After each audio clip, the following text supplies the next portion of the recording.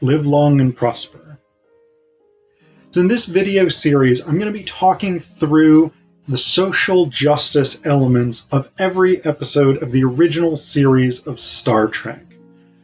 The thing that inspired this project was actually a Fox News article which argued that Star Trek has in some way betrayed its traditional commitment to sort of political neutrality or middle ground by embracing progressive politics. In this series, we're going to see that Star Trek has always embraced progressive politics, and it's always been aspirational for social justice in various senses. I am taking a broad perspective on social justice here, so that may include multiple different types of social justice, whether that's racial, whether that's economic, whether that's religious, whether that's abilities, gender and sexuality, anything broadly considered. I will go through every episode. Some of the episodes I will interview fellow Trekkies and talk with them about it. And then below, in the descriptions, I will give you additional information about the episodes, particularly their original air date, who wrote the screenplay, and who directed that episode. I also want to dedicate this series to my dad, Michael Allen Zapkin. He was an OG Trekkie from back in the day, and it was watching the original series with him that I came to love Star Trek. In this video, we're going to talk about the episode, "And the Children Shall Lead." So, this is an episode where the Enterprise goes to Triakis, which is a particular planet where there was a scientific research outpost. And they find pretty much all the adults dead, having killed themselves. And the children just fucking frolicking around like whatevs. Like we're just having a fucking ball playing tag and some shit. And this is an awkward thing, because typically when you are at the scene of a mass suicide, I assume the normal reaction is, particularly a mass suicide of your family members, the normal reaction is probably not to just carry on playing like nothing weird had just happened. But that's what happens. The children have done this thing. So the Enterprise crew takes the children back on board.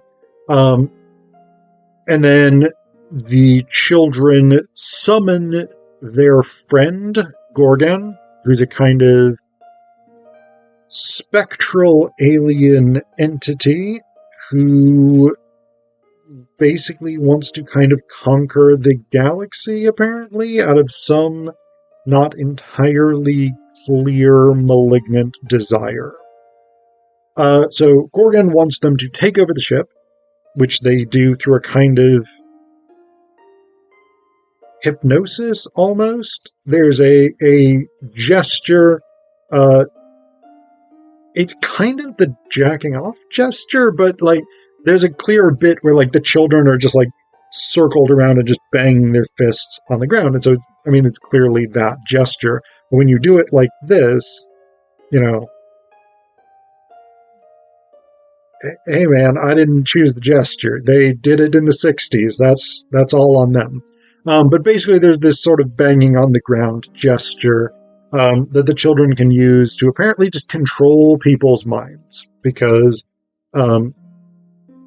they convince Sulu initially, Sulu and Chekhov subsequently, that they're still seeing Triakis on board, even though they've convinced Sulu to leave orbit, to go out to Marcus 12, I think. I want to say Marcus 12. Marcus 2.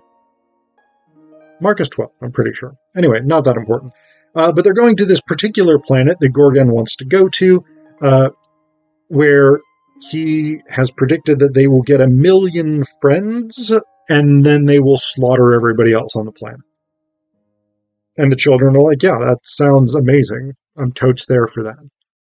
So the children basically are like mind controlling the whole crew. Eventually, Spock manages to like Vulcan mind meld himself to like break their influence. Um, they get he manages to get Kirk sort of far enough away from the children that like Kirk's deep-seated anxieties are defeated or something like this, and so Kirk is able to sort of return to full active duty status, basically. They then attempt to take back control of the ship, which they are unable to do because everybody else is still mind-controlled. But finally, Kirk and Spock manage to play a recording of the children's chant that summoned Gorgan. And from playing that recording, Gorgan is summoned, and he's like, "Who has called me here?" And Kirk is like, "I called you here. I've figured out who you are, and I'm gonna ruin your day, guy." And so the way that Kirk sets about ruining Gorgan's day is basically like, "Hey kids, let's look at some pictures of you on Triakis." They're not pictures, they're actually video, but whatever. So he plays video of the kids, like, having a grand old time playing with their parents and whatever it is, and then video of their parents all dead. And they're like, oh, I'm sad now.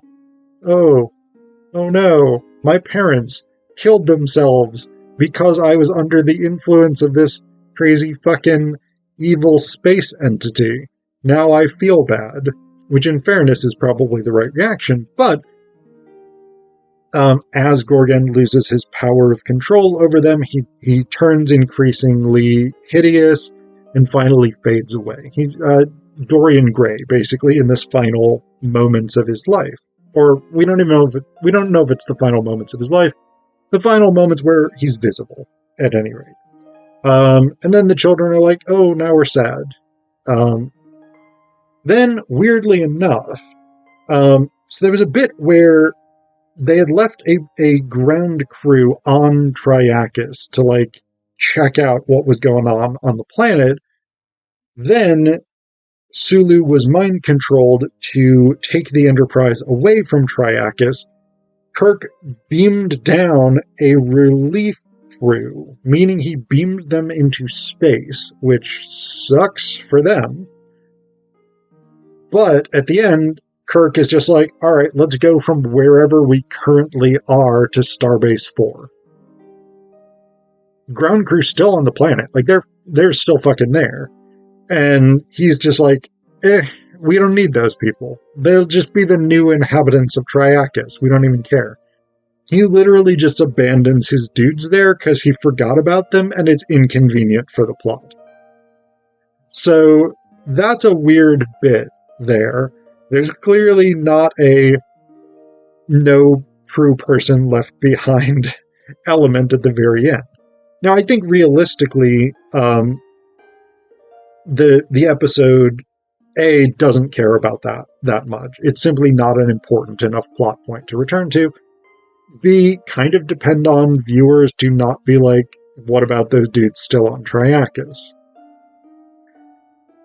I did notice that Kirk has just abandoned some dudes on Triakis, so I'm going to mention that as a social justice issue. I mean, this is, for as much as the Enterprise is a scientific and diplomatic vessel, it is also a military vessel. Kirk is more a military commander than he is a scientist or a diplomat. And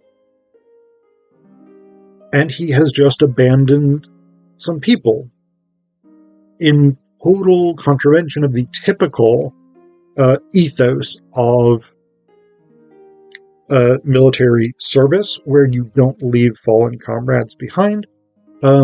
Particularly, that's the case in U.S. military service. That's a big point of pride.